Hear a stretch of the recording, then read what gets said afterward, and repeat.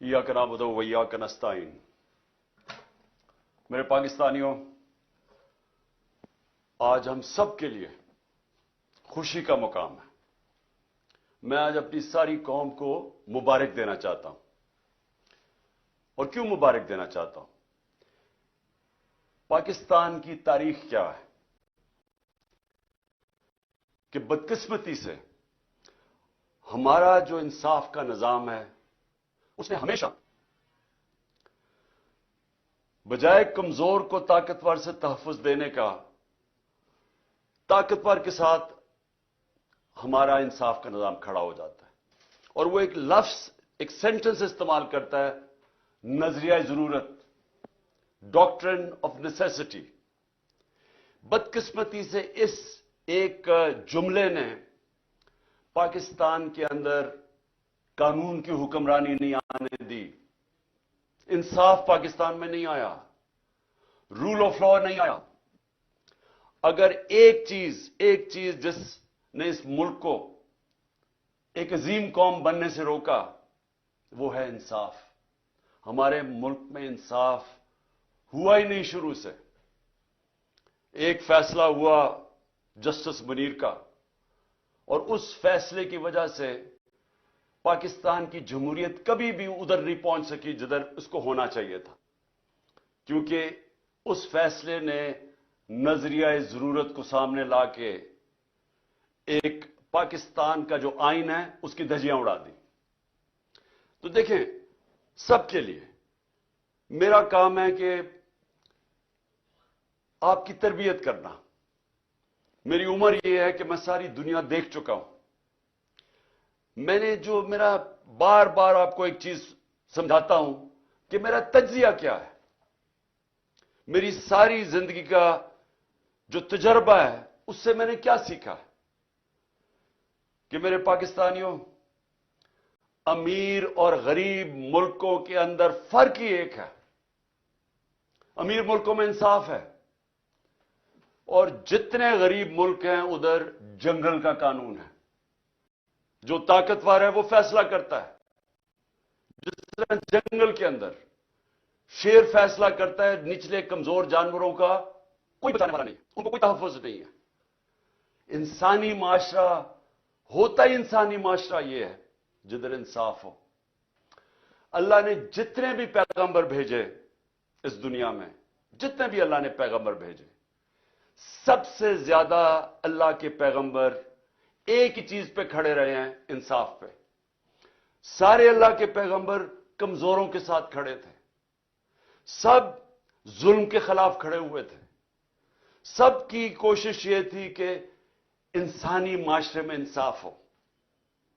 जो बहुत बड़ा एक मुसलमान स्कॉलर था इब्ने खालदून, जो बहुत दुनिया मानती है इब्ने खालदून को कि एक ऐसा ज़हन था जिसको कहते हैं मॉडर्न हिस्ट्री का बाप कहते हैं, तारीख का बाप समझा जाता है। वो कहता है, जितना भी मेरा तज्जिया है, कुरान पढ़ के मेरा जितना भी तज्जिया यह है कि अल्लाह का हुक्म है कि मेरी जमीन पर इंसाफ कायम करो। और इसीलिए मेरे नबी सल्लल्लाहु अलैहि वसल्लम ने मदीना की रियासत में सबसे पहली चीज अदल और इंसाफ कायम किया।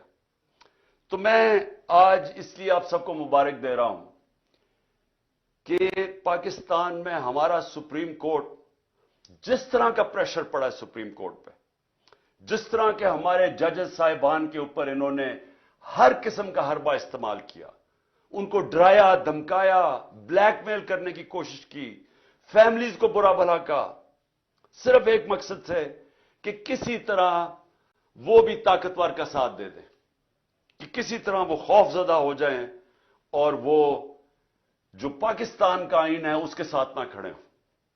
तो पाकिस्तान का आइन क्या है? पाकिस्तान का आइन कहता है कि जब भी असेंबलीज डिसॉल्व होंगी, 90 दिन के बीच में इलेक्शंस होने हैं। इसमें कोई शक नहीं है। आपको कोई बड़ा लॉ प्रोफेसर नहीं होना चाहिए, कोई आपको जज नहीं होना चाहिए, वकील नहीं। कोई भी जब सरसरी तौर पे भी पाकिस्तान का 1973 का आइन पढ़ेगा تو اس میں واضح لکھا ہوا ہے کہ جیسے ہی اسمبلیز ڈیزالو ہوں گی 90 دن میں الیکشنز ہونے. جب ہم نے شروع میں جب ہماری گورنمنٹ گرائی گئی تو ہم نے کہا کہ الیکشنز کرواؤ، کیونکہ پاکستان جب تک سیاسی طور پہ استحکام نہیں آئے گا پاکستان معاشی طور پہ ڈوبتا جائے گا. تو ہمیں ان کے نون لیگ کے بڑے بڑے سربراہوں نے، لیڈرز نے کیا کہا، ان کی سوشل میڈیا پہ چلے جائیں، ان کی سٹیٹمنٹس پڑھ لیں. انہوں نے کہا جی اپنی گورنمنٹس ڈیزالو کرو، اپنی گورنمنٹس ڈیزالو کرو اگر آپ الیکشن چاہتے ہیں. ہم نے اپنی گورنمنٹس ڈیزالو کر دی. قانون کے ماہرین سے ہم نے پوچھا کہ کیا کوئی گنجائش تو نہیں قانون میں کہ ایک دفعہ گورنمنٹ ہم ڈیزالو کریں گے تو 90 دن کے اندر الیکشنز ہوں گے، کوئی گنجائش تو نہیں اس میں؟ سارے ماہرین نے کہا کہ کوئی گنجائش نہیں. ہم نے اپنی گورنمنٹ ڈیزالو کر دی. اور اب جیسی گورنمنٹ ڈیزالو کی تو وہی نون لیگ کے سربراہ شروع ہو گئے کہ نہیں جی الیکشن ہونے نہیں ہیں. اور الیکشنز کیوں نہیں ہونے؟ کیوں نہیں ہونے الیکشنز؟ خوف زدہ ہیں، ڈرے ہوئے ہیں، سب کو خوف ہے، کم پہ ٹانگ رہی ہیں کہ اگر 37 بائی الیکشن میں سے 30 ہار گئے ہیں، اسٹیبلشمنٹ ان کے ساتھ، الیکشن کمیشن ان کے ساتھ، حکومتیں ان کے ساتھ 37 میں سے 30 بائی الیکشن ہار چکے، تو ڈرے ہوئے ہیں. جو بھی سروے آتی ہے اس میں اتنا پیچھے رہ گئے ہیں کہ ان کو پتا کہ الیکشن میں ان کی تباہی ہے. تو اپنے آپ کو بچانے کے لیے یہ پاکستان کے آئین کے خلاف جا رہے ہیں کہ کسی طرح یہ بچ جائے. یہی گورنمنٹ تھی. ہمارے خلاف سپریم کورٹ کا فیصلہ آتا ہے آج سے 1 سال پہلے. میں الیکشن اناؤنس کر دیتا ہوں، یہ سپریم کورٹ میں چلے جاتے ہیں. اس سے زیادہ چیز، جمہوری چیز کیا کہ اب عوام کو فیصلہ کرنے دو. جب انہوں نے ہماری گورنمنٹ گرائی، عوام کو فیصلہ کرنے دو. آکشن سے گورنمنٹ نہ بنے کہ آپ ضمیر خریدیں پالیٹیشنز کے، ان کو 20-20 کروڑ روپے دے کے ان کے ضمیر خرید کے گورنمنٹ گرائیں. ہم نے کہا الیکشن کرواؤ، عوام کو سلیکٹ کرنے دو. لیکن یہی جج بیٹھے ہوئے تھے تب، اور انہوں نے فیصلہ کیا کہ نہیں، ہم نے غلط گورنمنٹ گرائی ہے. انہوں نے شہباز شریف کو بحال کروا دیا. اور آج گورنمنٹ اس سپریم کورٹ کے سو موٹو فیصلے کی وجہ سے آج بنی ہوئی ہے. اب آج وہی سپریم کورٹ سو موٹو لیتا ہے اور وہ فیصلہ کرتا ہے 90 دن کا الیکشن. اور اب یہ سارے کھڑے ہو گئے اور اب پارلیمنٹ میں ریزولوشن، کیبنٹ فیصلے کر رہی ہے کہ ہم مانتے نہیں ہیں سپریم کورٹ کا فیصلہ. جب فیصلہ ہمارے ساتھ ہے تو ٹھیک ہے، جب سپریم کورٹ ہمارے خلاف فیصلہ کرے تو ان کے بچوں کو، ان کو، فیملیز کو برا بھلا کہو، بلیک میل کرو. یہ مافیاز ہیں. ان کو ایک سپریم کورٹ کے جج نے بالکل ٹھیک کہا تھا، سسلین مافیا ہے.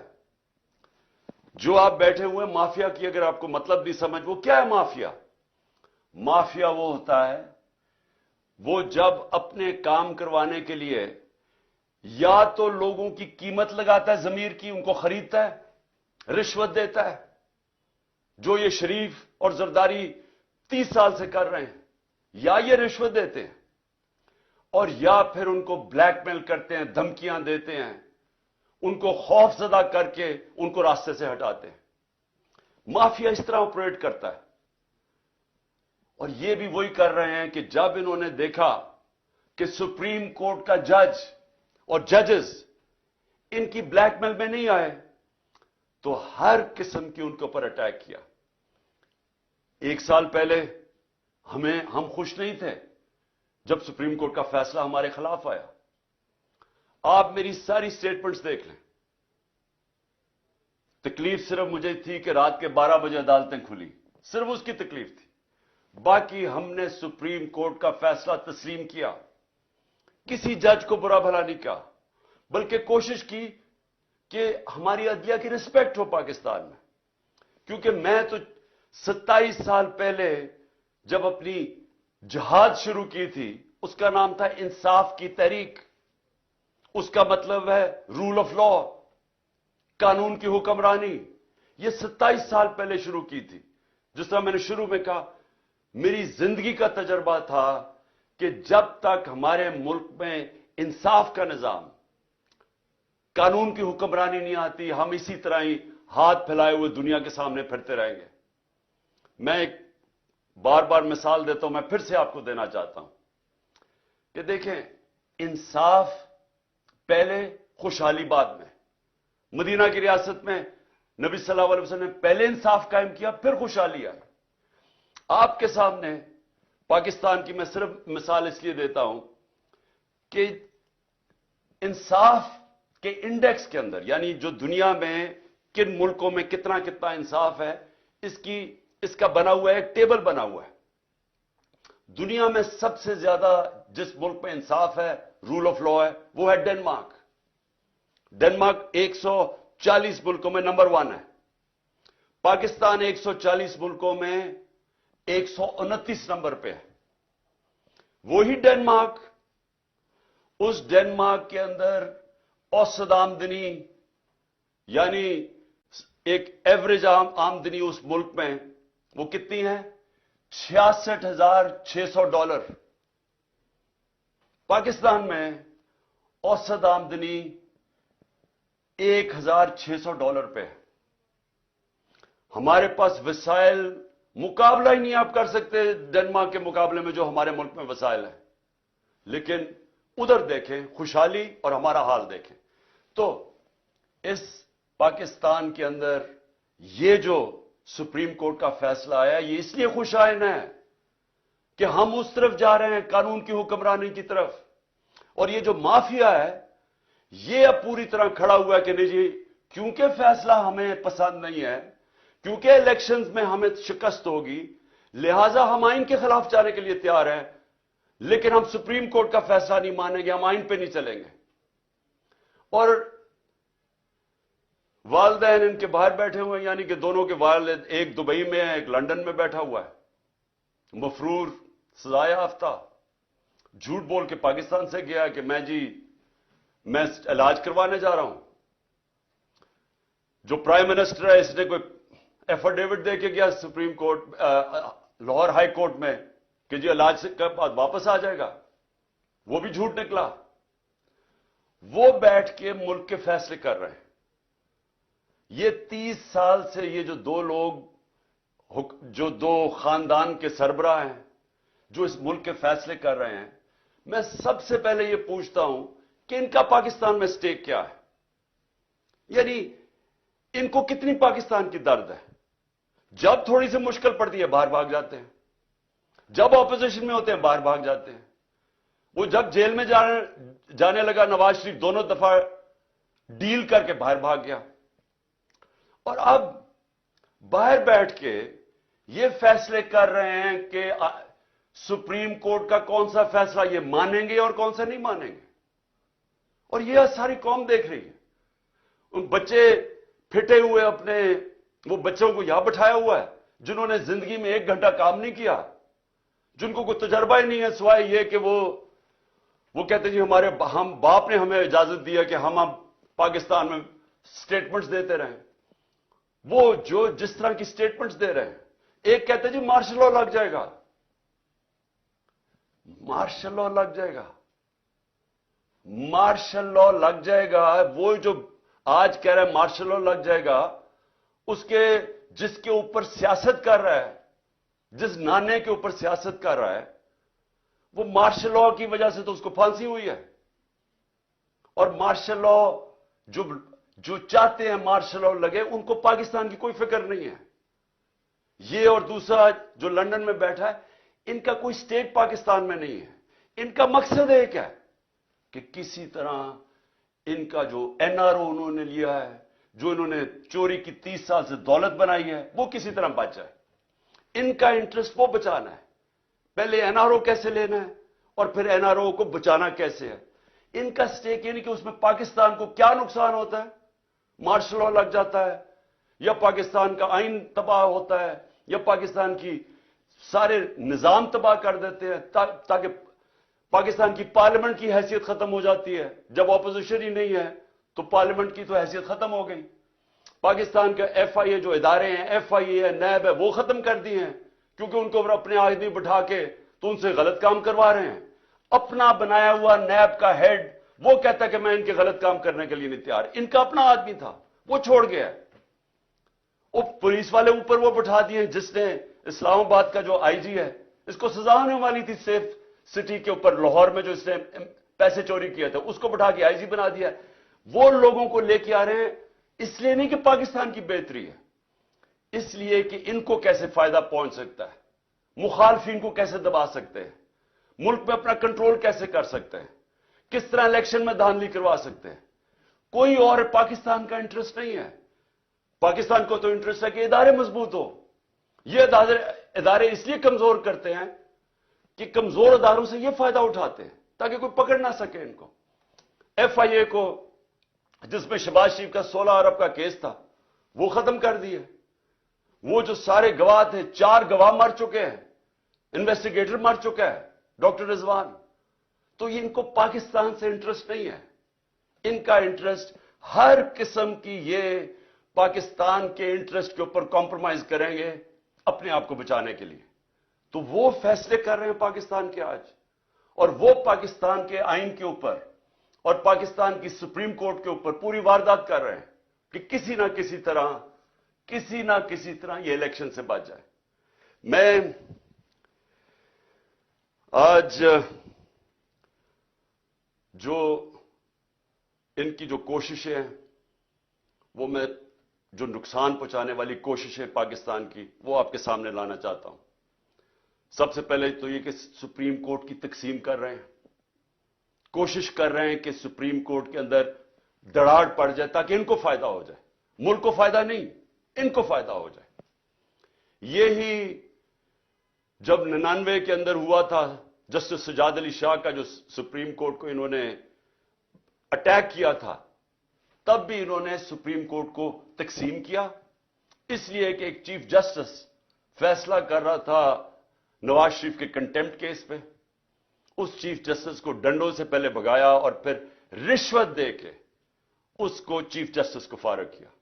اب پھر کوشش کر رہے ہیں سپریم کورٹ پہ, اور ہم دعا کرتے ہیں اللہ سے کہ ہمارا سپریم کورٹ ملک کے بھلے کے لیے یہ اکٹھا رہے گا اور یہ آئین کے اوپر کھڑا رہے گا. ہم یہ دعا کرتے ہیں. اور ان کا دوسری کیا کوشش ہے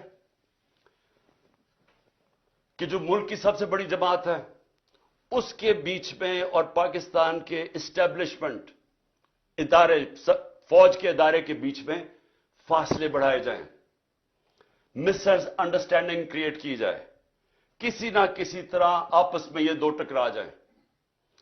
ان کو یہ نہیں فکر کہ پاکستان میں یہ ہو چکا ہے ایک دفعہ.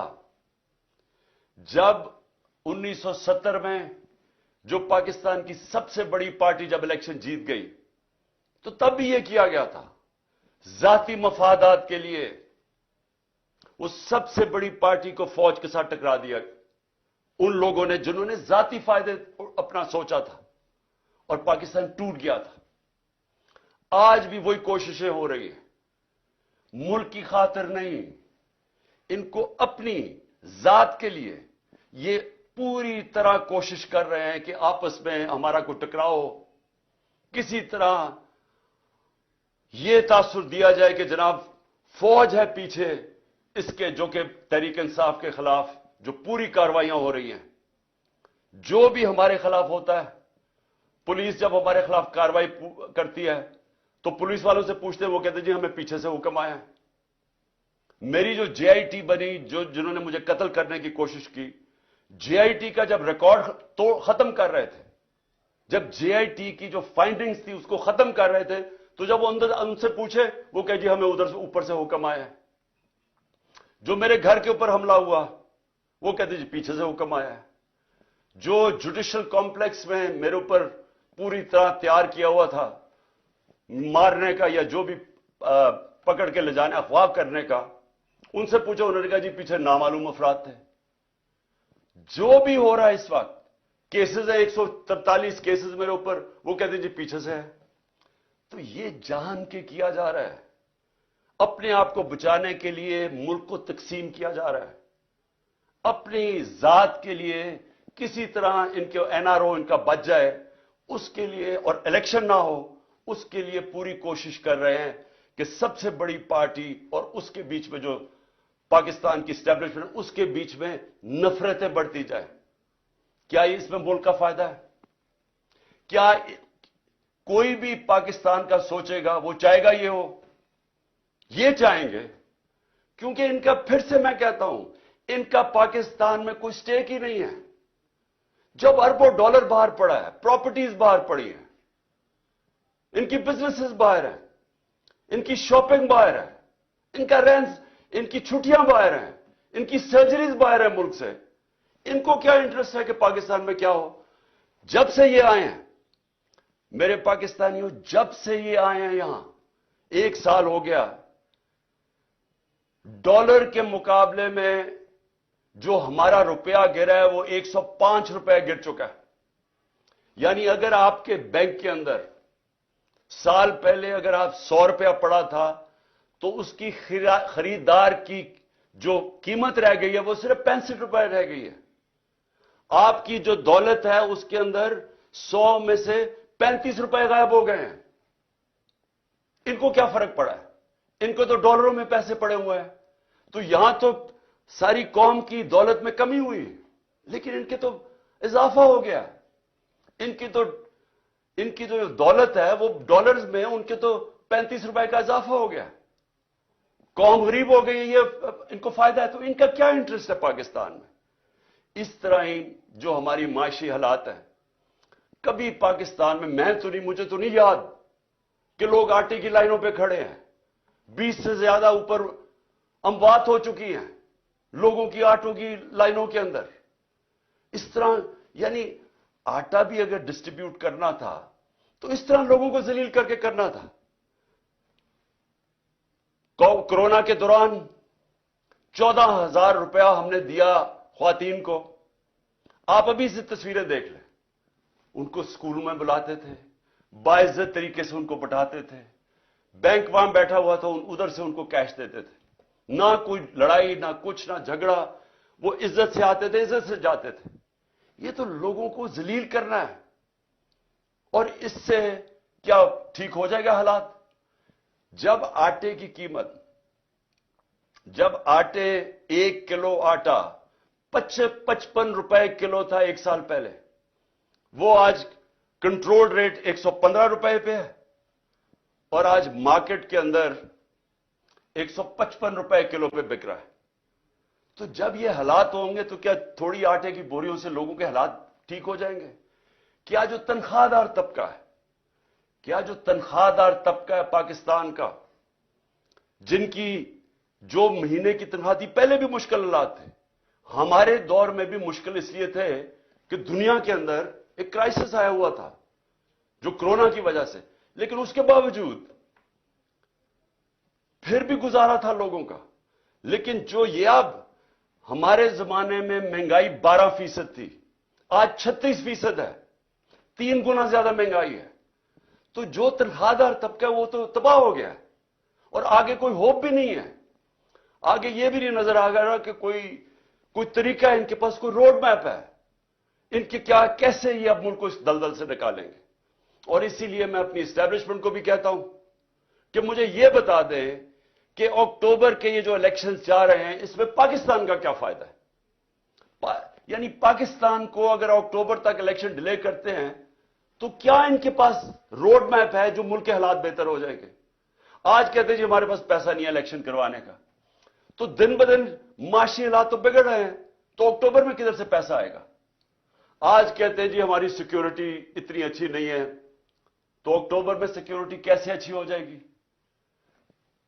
میرے پاکستانیوں, یہ سمجھ جائیں کہ جو آج حالات ہیں, جب تک الیکشنز نہیں ہوں گے یہ حالات مزید بگڑتے جائیں گے. الیکشنز کیوں ضروری ہیں؟ الیکشن سے سیاسی استحکام آتا ہے. الیکشن سے جب یہ پتا چلتا ہے کہ 5 سال تک گورنمنٹ آ گئی ہے تو اس کے اوپر اعتماد آ جاتا ہے. لوگ اگر سرمایہ کاری کرنی ہے تو وہ تب کریں گے جب ان کو نظر آئے کہ 5 سال تک ابھی گورنمنٹ بیٹھی ہے, پالیسیز یہ رہیں گی. لیکن اگر ان کو اعتماد ہی نہیں ہے, ان کو یہ نہیں پتا کہ اگلے مہینے کیا ہونا ہے, 3 مہینے کے بعد, 6 مہینے کے بعد کیا ہونا ہے, اکتوبر کے بعد کیا ہونا ہے, تو کون پیسہ, کیا سرمایہ کاری اندر پاکستان یا باہر سے کون کرے گا؟ تو یہ تو ایک بند گلی کے اندر پاکستان کو لے کے جا رہے ہیں, اور صرف اپنے مفادات کے لیے, الیکشن سے بھاگنے کے لیے. تو میں آخر میں اپنی ساری قوم کو آج یہ پیغام دینا چاہتا ہوں. دیکھیں, اگر یہ آئین سے پیچھے ہٹے, اور یہ جو ابھی ہمیں ان کے نظر آ رہی ہے ان کی نیت, الیکشنز نہ کروانے کے لیے انہوں نے کوئی بھی کوشش کی, سپریم کورٹ کے فیصلے کے خلاف گئے, آئین کے خلاف گئے. ساری قوم کو میں آج کہہ رہا ہوں کہ ہم سب نکلیں گے. ابھی سے آپ اپنی تیاری کریں, کیونکہ اب اگر ہم نہ نکلے تو اور چھوڑے, اللہ معاف نہیں کرے گا ہمیں, کیونکہ اوپر والے کا حکم ہے کہ حق اور انصاف کے لیے کھڑے ہو. اللہ کا حکم ہے کہ آپ کے ملک میں انصاف ہوگا تو آزاد ہوں گے. دیکھیں, کیوں آزادی کے لیے جب انسان جدوجہد کرتا ہے اور وہ اس کی جان چلی جاتی ہے تو اس کو شہید کہتے ہیں. پیغمبروں کے بعد سب سے بڑا رتبہ شہید کا ہے. تو کتنی بڑی اللہ نے ہمارے پہ فرض کیا ہوا ہے کہ آپ انصاف کے لیے, اپنی آزادی کے لیے جدوجہد کریں, اور ہماری بہتری کے لیے اس نے کہا ہے. ہم اگر یہ جو ناانصافی کرنے جا رہے ہیں اور یہ جو کوشش کر رہے ہیں کہ دھمکیاں دے کے کسی نہ کسی طرح سازشیں کر کے کسی نہ کسی طرح الیکشن سے نکلیں, اور اگر ہم نے ان کو کامیاب ہونے دیا تو نہ اللہ معاف کرے گا, نہ تاریخ ہمیں معاف کرے گی, نہ آپ کی آنے والی نسلیں آپ کو معاف کریں گی. کیونکہ انصاف ہے, آئین ہے تو انصاف ہے, کیونکہ آئین بتاتا ہے کون سے قانون پہ ملک چلتا ہے. قانون آپ کی بنیادی حقوق کی حفاظت کرتا ہے. قانون بتاتا ہے کہ پاکستان میں ملک نے چلنا کیسے ہے. تو جب اگر آئین ہی نہیں ہے تو پھر تو جنگل کا قانون ہے, پھر تو طاقتور فیصلہ کرے گا کہ کون سی آئین کی شک اس نے ماننی ہے اور کون سی اس نے مسترد کرنی ہے. پھر تو طاقتور کا قانون ہو گیا جو کہ جنگل کا قانون ہے. اس لیے میرے پاکستانیوں, آپ نے میری کال کی انتظار کرنی ہے. انہوں نے اگر آئین کے اوپر نہ چلے, میں آج آپ کو سب کو کہہ رہا ہوں, یہ آپ سب پہ فرض ہے. میں اپنے نوجوانوں کو کہہ رہا ہوں, میں اپنی خواتین کو کہہ رہا ہوں, میں اپنے بزرگوں کو کہہ رہا ہوں, میں اپنے بچوں کو کہہ رہا ہوں کہ جب تک آپ نے اپنے انصاف اور آزادی کے لیے جدوجہد نہ کی, ہمارے ملک کا کوئی مستقبل نہیں ہے. میں انشاءاللہ پوری آخر تک اپنے ملک کے آئین کے ساتھ کھڑا رہوں گا, کیونکہ میں پھر سے بتاؤں, میری جہاد آج سے 27 سال پہلے تھی انصاف کے لیے. اور میں آپ کو یہ بتا دوں کہ اس ملک کا صرف اب مستقبل ایک راستے پہ, صاف اور شفاف الیکشن ہو, ایک حکومت عوام کے مینڈیٹ سے آئے, عوام کے مینڈیٹ سے آ کے پھر وہ اصلاحات کرے جو ابھی تک پاکستان میں نہیں ہوئی. کیسے جوڈیشل ریفارمز ہوں, governance reforms, civil service reforms, ہماری گورنمنٹ کارپوریشن جو اتنا نقصان کر رہی ہیں ان کو ریفارم کریں, ہم رول آف لا قائم کریں, ہم سب کو طاقتور کو قانون کے نیچے لے کے آئیں. یہ سب سے بڑی ریفارم ہے. ہم ہر ریفارم کریں کہ ایک ملک میں لیول پلئنگ فیلڈ ہو, انصاف کے سامنے سب ایک برابر ہوں. اور میں آپ کو یقین دلاتا ہوں کہ اسی کے بعد پاکستان اٹھے گا. اور وہ اٹھے گا کیسے؟ سب سے پہلے بیرون ملک پاکستان میں سرمایہ کاری کریں گے. 1 کروڑ بیرون ملک پاکستانی ہے, جو ان کے پاس ڈالرز ہیں. سارے پاکستان میں کم ڈالرز ہیں 22-23 کروڑ لوگوں کے, جو صرف 1 کروڑ لوگوں کے پاس ڈالرز ہیں. وہ لوگ وہ جیسے پاکستان میں انویسٹمنٹ کریں گے, جس وقت وہ پاکستان میں انویسٹمنٹ شروع کریں گے, ہمارا یہ ڈالر کا مسئلہ حل ہو جائے گا. ہم جو اس وقت سارا وقت کبھی کہاں پیسے مانگتے پھر رہے ہیں, یہ مسئلہ تب حل ہوگا جب اپنا پہلے ہم ملک کا نظام ٹھیک کریں اور اس کے بعد ایک وہ ماحول بنائیں جس میں سرمایہ کاری ہو. اور وہ سرمایہ کاری کے ماحول کے اندر جو سب سے پہلے اس ملک میں سرمایہ کرے گا وہ بیرون ملک پاکستانی ہے. پھر باہر سے سرمایہ کاری ہوگی. ہندوستان اور چائنا یہ دونوں جب ان کی جب ترقی شروع ہوئی تھی تو سب سے پہلے انہوں نے ماحول بنایا تھا کہ ان کے اپنے لوگ جو باہر بیٹھے ہوئے تھے, ہندوستان سے لوگ باہر, جو چائنا سے لوگ باہر پہلے انہوں نے اپنے ملک میں سرمایہ کاری کی تھی, پھر دنیا سے سرمایہ کار آئے تھے. ہمارا اس وقت سب سے بڑا مسئلہ یہ ہے کہ 140 ملکوں میں سے پاکستان کا رول آف لا یعنی انصاف کے نظام میں ہم 129 ہیں. جب ہم 129 رہیں گے تو یہاں سرمایہ کاری کوئی نہیں کرنے لگا. وہی پاکستانی جا کے دبئی میں پراپرٹی لے لیتے ہیں, وہی پاکستانی بزنسز دبئی میں کرتے ہیں, امریکہ, انگلینڈ, یورپ چلے جاتے ہیں. صرف 20,000 پاکستانیوں نے دبئی میں 10.4 ارب ڈالر کی پراپرٹی خریدی ہوئی ہے. صرف 20,000 پاکستانیوں نے 10.4 ارب ڈالر. آئی ایم ایف سے ہم 6 ارب ڈالر کے پیچھے اب ہر چیز ماننے کے لیے تیار ہے. اور امریکہ کے اندر صرف 16,000 جو پاکستانی امریکن ڈاکٹرز ہیں ان کی نیٹ ورتھ 200 ارب ڈالر ہے. وہاں لاکھوں پاکستانی ڈاکٹرز ہیں, اب پاکستانی ہیں, Pakistani American. 10 top Pakistani American businessman ان کی ورتھ 25 ارب ڈالر ہے. تو ہمارے ملک میں امیر ہمارے پاکستانی امیر ترین ہیں, باہر ہے پاکستان سے, یہاں بھی امیر ترین لوگ ہیں. لیکن جب تک وہ ماحول نہیں بنے گا سرمایہ کاری کا, پاکستان میں انویسٹمنٹ نہیں آئے گی. اور جب تک انویسٹمنٹ نہیں آئے گی ہم اسی طرح پھنسے رہیں گے. ہم اسی طرح پھنسے رہیں گے جو آج ہم کبھی کہاں پیسے مانگتے ہیں اور کبھی کسی کو سے جا کے بھیک مانگتے ہیں اور اپنی عزت بھی کھو بیٹھتے ہیں. خوددار وہ خوددار ملک جو کہ علامہ اقبال کی سوچ تھی, جو قائد اعظم ہمارے خوددار لیڈر تھے, وہ بنانے کے لیے سب سے پہلا قدم رول آف لا ہے, قانون کی حکمرانی ہے. میں آخر میں یہ آپ کو بتا دوں کہ ہم سب الیکشن کی تیاری کر رہے ہیں. ہم نے اپنی الیکشن کی تیاری شروع کر دی ہے. کل سے میں جتنے بھی اپنے آہستہ آہستہ سب جو ٹکٹ کے ایسپیرنٹس ہیں, جو کینڈیڈیٹس ہیں, ان کے کل سے میں انٹرویو شروع کرنے لگا ہوں. اور انشاءاللہ 10 دنوں تک میں پورے ٹکٹس فائنلائز کر لوں گا, کیونکہ ہم پوری الیکشن کی تیاری کر رہے ہیں. اور اپنی قوم کو بھی میں کہتا ہوں آپ نے بھی پورا الیکشن کی تیاری کرنی ہے. اور ہم نے کسی صورت کوئی بھی انہوں نے کوشش کی الیکشن سے بھاگنے کی, ہم ساری قوم ان کو بھاگنے نہیں دے گی. پاکستان زندہ باد.